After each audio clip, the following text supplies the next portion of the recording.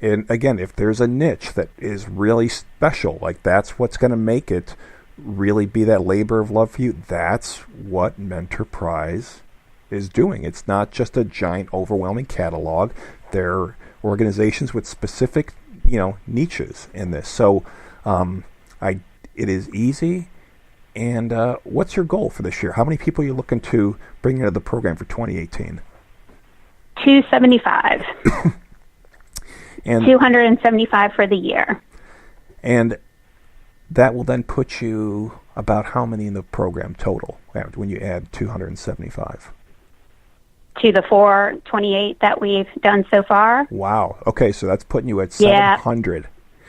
And that's you're going to be into thousands. In 3 years. Yes, yeah. You're going to be in the thousands in the coming years. And this really is, again, when you start doing the math, it's so easy to be part of something big. There are plenty of great volunteer things to do. Keep doing them on your Saturdays, in the evenings, your school, your church, your synagogue, wherever it is. But this is a different type of connection that will get terribly easy. That I can say. Like I said, I do a couple, remote ways of mentoring. But the best part for me, though, is I actually mentor on the job now every day. It's a skill that today was, we had some difficult issues today at work. I mean, people said they call it work for a reason. But in working with the staff, I've never had a bad time with the staff in months now. Even if there are mistakes, even if I've got 6 people asking me something, even if half of them, are being pulled in too many directions as well, it really enhances everything you do in the rest of your life. It is, let's put it this way, it is free therapy in a way. It is a free training course. Yes. That this is something. Really step up and give MentorPrize a call because, like I said, it was terribly, terribly easy. And they found a great fit for me. Yes. And, I think last phone call we talked about, the idea of it building patience, it building empathy. And to speak to, to DC CAP, it's so flexible for you and for all the mentors because it's online. And I think when I joined MentorPrize, I didn't know how flexible some of these programs are. So you don't have to, there's a couple smaller ones that work with very young kids where you have to show up every Tuesday at 4 o'clock because, the kid's going to come out of class maybe, and it's a young kid. But most of these programs, it's for middle school, high school kids, and they know the metro system or, you're going to be close to where the program is. And so you can meet up with them on a Saturday afternoon. And then if you have to travel for 2 weeks and then you come back on Tuesday and you want to meet with them for, at the park on Tuesday afternoon, you can. It's a flexible schedule, most of these. So it's the idea, in the mentor world, it's called community-based versus site-based. And community-based means you're going out in the community and meeting up with your mentee. And most of our programs are like that. Again, a couple of them are site-based, but we would talk through all of those programs with the with the mentor on the telephone and figure out, the best fit for them. Some people like the schedule because they think they're more committed to that and that they'll show up more. So it's just the preference. It's just the interest of that individual, again, to build that success rate. Excellent. Have you got, again, I know it's been a year. You've done so much in a year with MentorPrize, from just literally walking in the door to being in this position. What is, you've talked about your mentor, but is maybe down to just a particular discussion, without revealing too many of their personal details, what has been one that has really stuck with you? Because I'll share one with one of mine, just to let you know you won't be alone on this one. But what's something that just leaps to your mind of, I remember that day in this chat we had?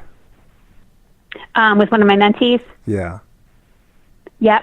So she was struggling. So I have two, and the first one I was matched with a while ago, and I'm still a mentor to both of them. She was struggling, and she was working at a bakery. She was working at Panera, and she just wasn't getting paid a lot, and she didn't have a place to live, and we just talked about her finances, and I had waited tables for years, and I was like, if you wait tables, you'll be able to bring in more cash. You'll have a better revenue stream, and at the time I don't want to say she didn't have a place to live, but she was like living with her boyfriend, but her boyfriend was about to leave, and so it was this whole situation. She quit Panera. She started working at a restaurant, and she actually moved into her own place like 5 months ago. And so it all worked out. And she just needed, I'm sure she could have figured that out. Like it's not like it takes a conversation for somebody to understand, like, oh, waiting tables provides more money. But it's somebody supporting, right? It's like, you can do this. Like, I will drive you to these different restaurants. I will be with you. Go get applications. I'm happy to walk in with you. And that's what it takes. It's not that's the thing. It's like people think like, oh, I need like a college degree and I need all this money and I need this network. You don't. I can tell, like, you do not.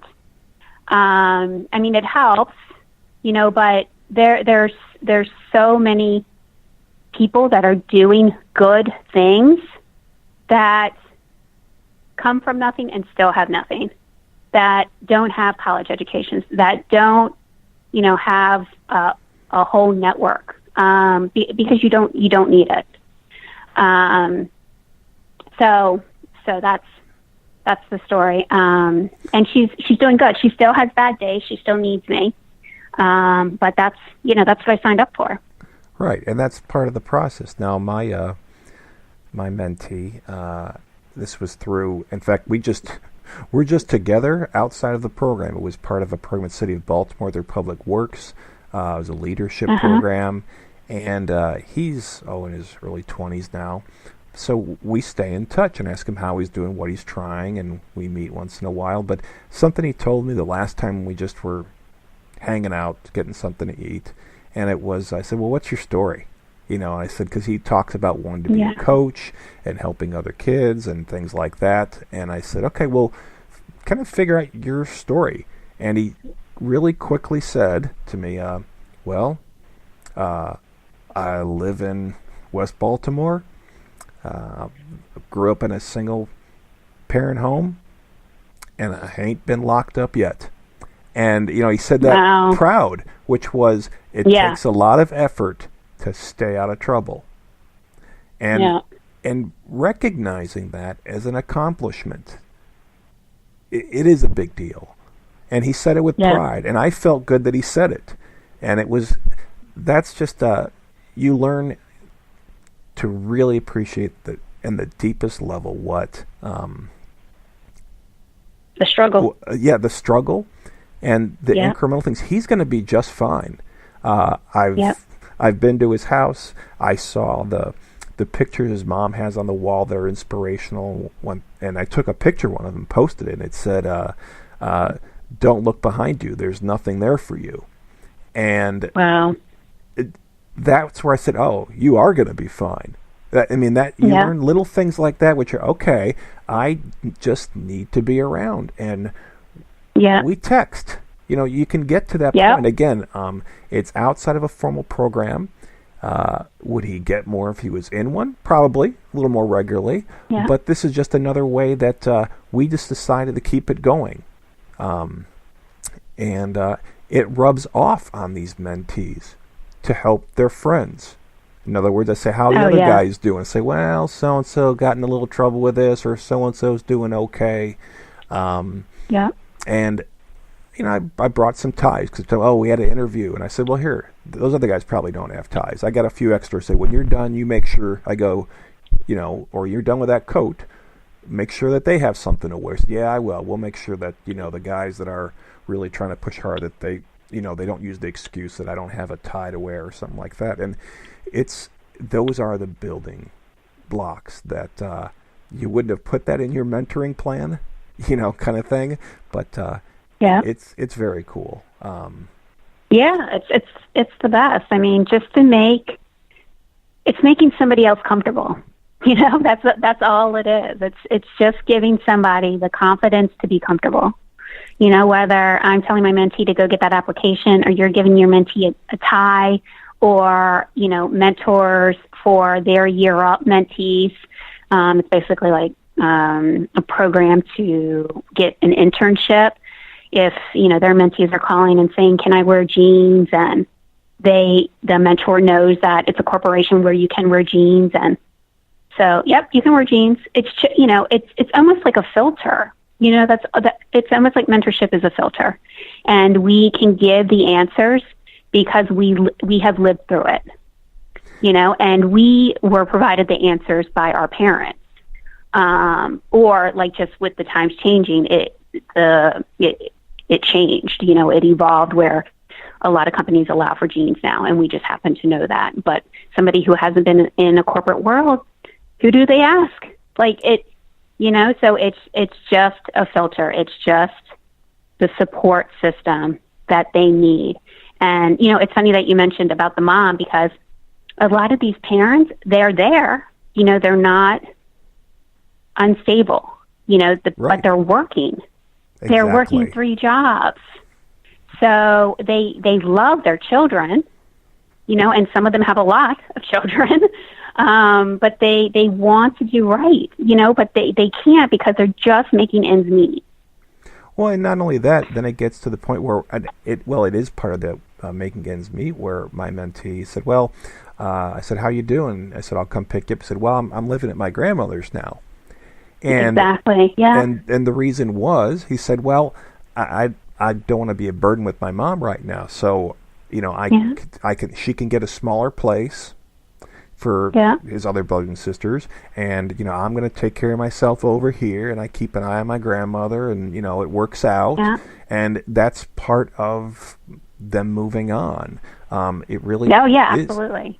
And as a parent, this is the kind of stuff so all people my age out there right now, that if you've got teenagers and like I got my hands full with my own kids, well, you know what, when we would coach sports, we would always say, okay, what do you want me to tell your kid? Here's what I want you to tell mine, because it's just that natural rub between child and parent about how to take advice. These mentees are going to take your parental advice big time, just like you'll see our own kids talking to somebody else saying, and they're wide-eyed, oh, so-and-so told me all this cool stuff. I'm like, I've told you that before. Well, I mean, it really is. Right. That is part of the dynamic. So it's, as a parent, it's really satisfying that you're not there to scold. You can truly give them your best parental advice, but they're not asking you to be a parent. That's the other part too. It doesn't carry that weight at all, like you said. It can be just listening. So if you haven't raised kids very far, it's like, well, I'm barely getting my kids to sit at the table. How do I deal with a teenager, young adult? They don't need you to know how to have raised a 12, 16, 20-year-old. That in that case, it is just listening. So it's far easier than we'd all like to believe. It's much easier to be afraid of it and to say, no, that's not my thing. I'll do breakfast at the church on Sunday. I'll do the neighborhood cleanup. I'll do those things, which again, they're good, but they just don't touch and they don't multiply. That when you're done with that mentee, there's stuff going on. Those people are connecting with other people. It's what you're doing. It just has a ripple effect that you won't know, but it's growing after your formal mentoring relationship is done. Right. Right. Or do you just continue it? Well, that's what I'm saying. Yeah. If there's it's done, it's going to keep going. And then if you're lucky, say, Charles and I, we have a friendship now. I mean, it's